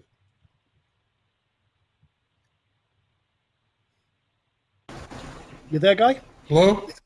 Oh, I was having trouble hearing you. Yes, I'm here. Okay, good. Can you hear me? Loud and clear. Okay. Go ahead. All right. Hey, I just, on one site that I have that gets between 300 and 600 hits daily, I just released a membership site. Okay. And I believe the membership site is really niched in and whatnot. What I'm curious about is, based on your experience, what kind of growth rate, I know you can't really answer it directly, but what kind of growth rate would you think I could anticipate? It depends on how you're structuring your offer. What I like to do is a $1 trial and offer lots and lots of value. And if you do that, you can have explosive growth. It really depends on how compelling your offer is and how you're presenting it to them. Okay. So it's, again... Okay, and by explosive growth, I mean, can you put any kind of thought on what that exactly means? I mean, 1,000 people in a month, 2,000? It depends, again, entirely on your content, your offer, and too many variables to give you any realistic quantity. My only advice is with membership sites is make your front-end offer such a no-brainer that you'd be stupid to walk away from it. And if you do that, you could get 100, 200, 300, 500, 1,000, 10,000. It doesn't matter. It's just a case of how compelling your front-end offer is and how long they stay, because you've got to obviously keep delivering on value and everything else. So if you do that, you'll keep your retention, which means you can grow at a slower rate but keep the members. If you don't, if you've got crap for content and your offer isn't great, you're not going to get any conversions at all. One thing I would say, though, with everything you do in regards to that is split test. Try different things, different offers, different pitches, different headlines, and find your sweet spot. There is no direct answer to your question, which is going to give you any numbers to work from. All you're going to be able to do is keep working at it, split test, see what's working, what's not, and then optimize it and keep pushing. That's all you can do. It's going to happen over a period of time. And what happens is you'll find your kind of, if you imagine this is your sign-ups versus time, you're going to find it's going to be very slow at first until you find your sweet spot. Right now, you're right here. You're not sure what's happening, but once you start finding what works, that's when you start increasing pressure from building traffic and things go through the roof. But again, it's going to take time to get there. This part might take a year. It might take 2 years. It might take a month. It depends on how much optimization, how your offer's structured and everything else. So you've just got to keep pushing, optimizing, tweaking, testing, and then you'll find what you need. Perfect. All right, Okay. thank you, Sean. Welcome. And that's a very good question, guys, because you think, okay, what can I do? How can I do this? What's going to work for me? What's not going to work for me? What numbers can I expect? No one can really answer that because there's so many variables involved. But if you do things the way I suggest, split test, tweak your offer and things, this is the kind of average thing you will see on everything you do. It's just going to be, most people give up before they get to this stage of any growth. That's when, I'm going to tell you right now, 95% of people give up. They're saying, oh, this doesn't work. Oh, this is. Hey, if you know in your heart that it should work, that you've got something great that is really valuable, keep pushing, keep tweaking. If you just can't get this dog moving, okay, fine. It might be that it's just not a good offer, a good opportunity, or it's a wrong fit. So what do? You find something that is. And eventually you will get on this kind of path. But it does take time. And like I say, you want to be in the 5%, not the 95% who give up. Okay, so that being said, let me go to Ivan. I did see your hand up. I just lowered the wrong hand. So go ahead, Ivan. What's your question this evening? More than a question, Sean, is like a suggestion. I can't hear you, Ivan, if you're talking. Yeah, do you hear me? Hey, Sean. I can hear you very faintly, but I think your microphone is messed up. And honestly, I can't barely hear what you're saying. Okay, is a reading question okay? No, I can't hear you. So do me a favor, type in your question if you can, and we can see from there. I know I can hear you, but not quite. Okay, I'm going to go to Wayne real quick. Go ahead, Wayne. What's your question this evening? Sean, how you doing, sir? Doing good. How you doing? Happy Independence Day to you. Thank you very much, and the same to everyone out there. What can I do for you? Well, first of all, it was great content tonight. The rah-rah session that you gave, and I just want to appreciate you for sharing all your stories about how you came and how you did it and how you failed. It takes a lot to say that on webinars, and we appreciate that in the inner circle. Thank you. Yes. First of all, I got my questions typed out here. As far as Don goes with his, pet market and stuff like that, there's one thing that I've been working on locally with CPA, and then I can turn around and flip the site to local business owners, is local SEO for that same target market that he wants to get nationally. He can take a different direction, so to speak, and go to the local market, because you can rank for pet stuff in Los Angeles a whole lot faster than you can on the World Wide Web. You know what I mean? So and there's it's a lot of different ways you can target that niche and get into the whole local thing that can literally take them to the website and make money, even though it's not even in their city. So that's just one of the things I was thinking about, Don, earlier. And that's a very good point. It's one of those things where with e-commerce, it's a case of bums on seats. You've got to get the eyeballs, and there's only 10 spots on Google. So you've got to look at all the different diverse ways of getting in front of people. And that's why I like using things like press releases, gimmicks, magazines, one-on-one communications, group sessions, and things like that. So yeah, I mean, absolutely. Local SEO, if you're in a geographic area, even though you deploy everywhere, you can do it with a local focus as well, just to kick things up and get started. So that's a very good point. Well, yeah, and the reason why I say that is because I did one e-commerce site, and all of a sudden I got 2 or 3 others, which inspired me to do my own as well.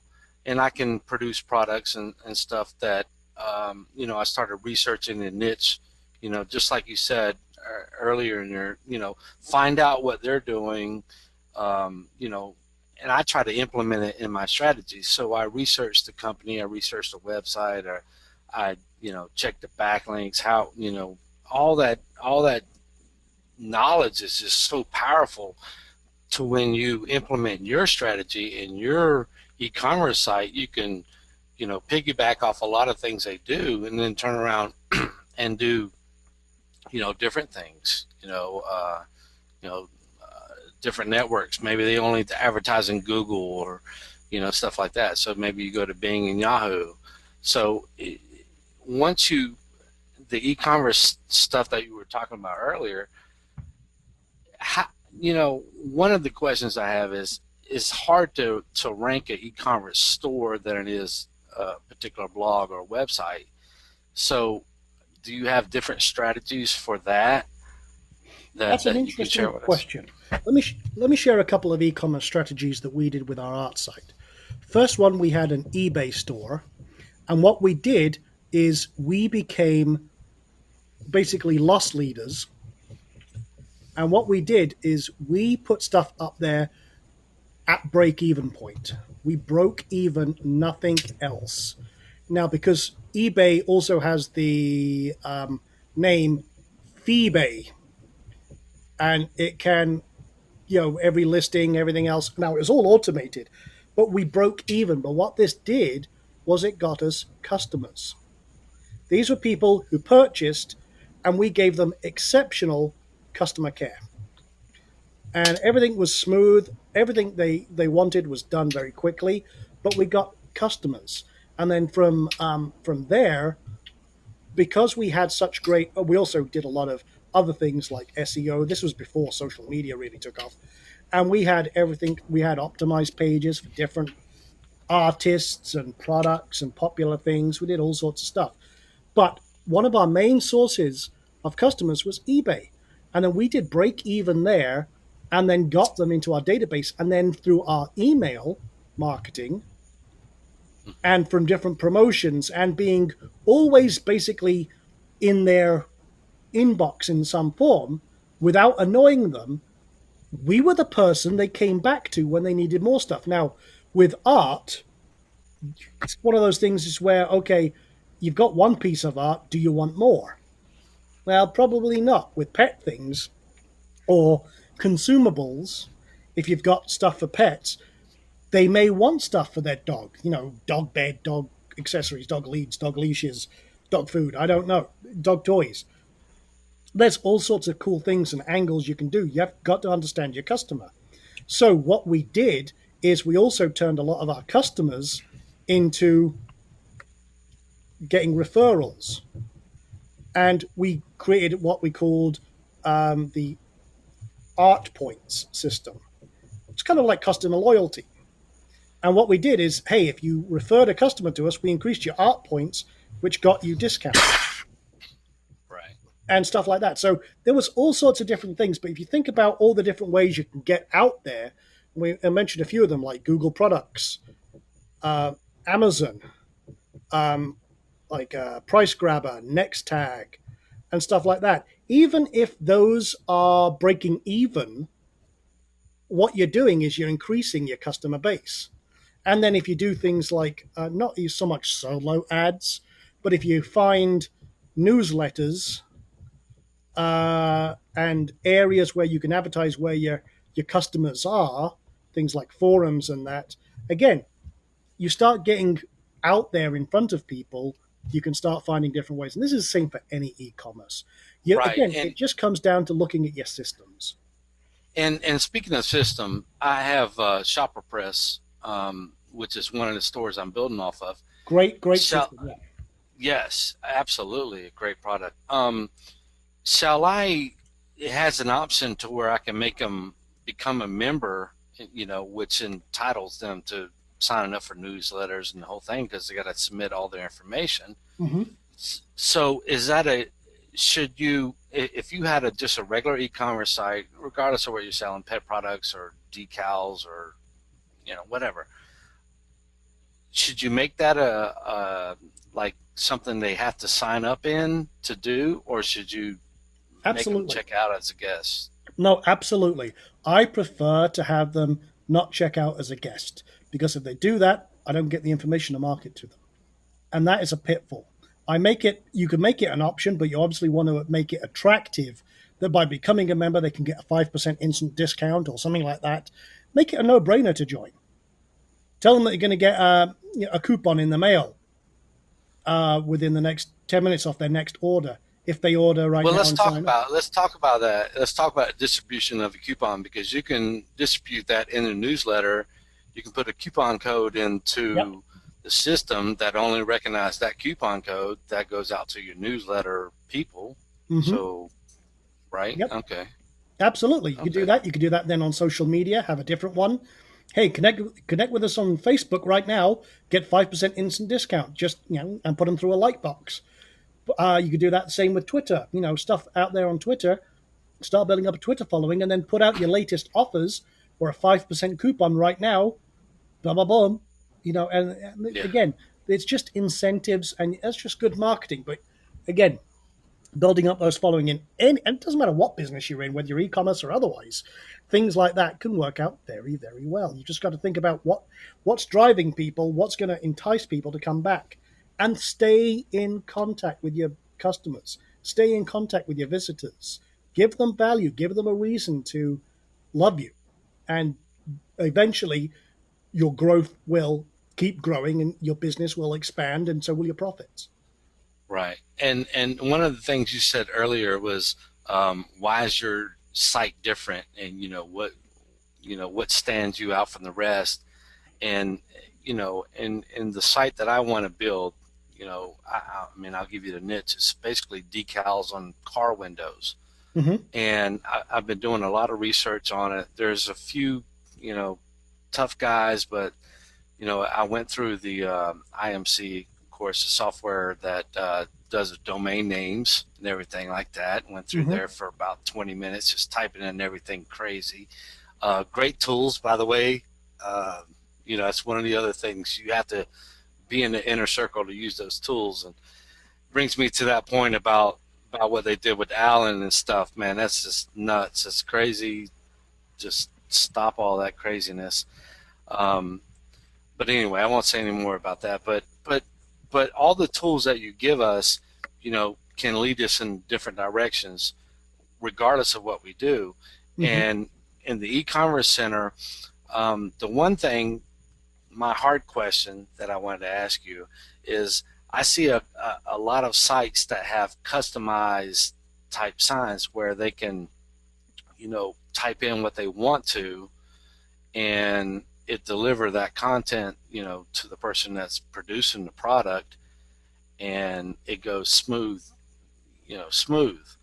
So I tried to, go on a couple of websites and, reverse engineer how I thought their boxes would be, but they have like the custom design tools and stuff like that. Is that a separate software, or, Yeah, usually that's custom created depending on what you're trying to do. So for example, you're talking about design tools. That could be done with jQuery. So you could like mock up, oh, here's a picture of my car. How will this decal look on my car if I put this on? Again, you've got to have then a facility to upload the car picture. You've got to then have all of your decals loaded in so that the people can mock them up and build the back of their car. How will this look?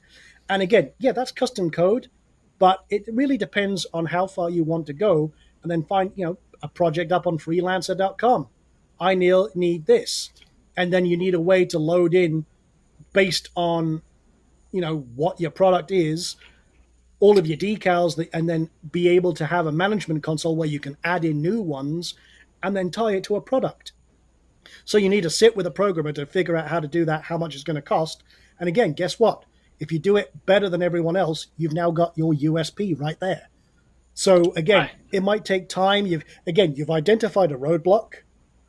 Now you've got to think, okay, how can I do this? Well, that must be custom code. Now let me go speak to some custom coders, figure out what the best approach is, because they know the knowledge, you don't. Find out, okay, what it would cost. Now you've got your next roadblock is, okay, is it worth doing that, or is there a better solution? So you're identifying your roadblocks, you're identifying your potential path forward, and now you just got to figure out, okay, what's the best path around this roadblock, or over it or whatever I need to do.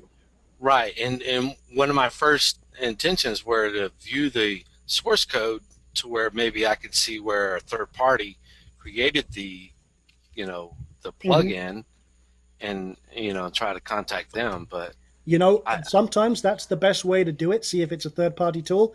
If you can't find it or if it doesn't look like it, it's probably custom coded. If you're seeing the same tool on multiple sites with disconnected companies, then it probably is a third-party tool, and you just have to keep digging until you find it. Okay. All right, Sean. Well, thank you very much, buddy. You're most welcome, and that's a great question. I love reverse engineering stuff. I'm a guy who loves to find out what other people are doing, so that I can find out a way to do it better and then profit in the middle. That's always a good thing. So I'm going to do one more question, and then we're going to rock out of here. So I'm going to go with William. Go ahead, William. What's your question this evening?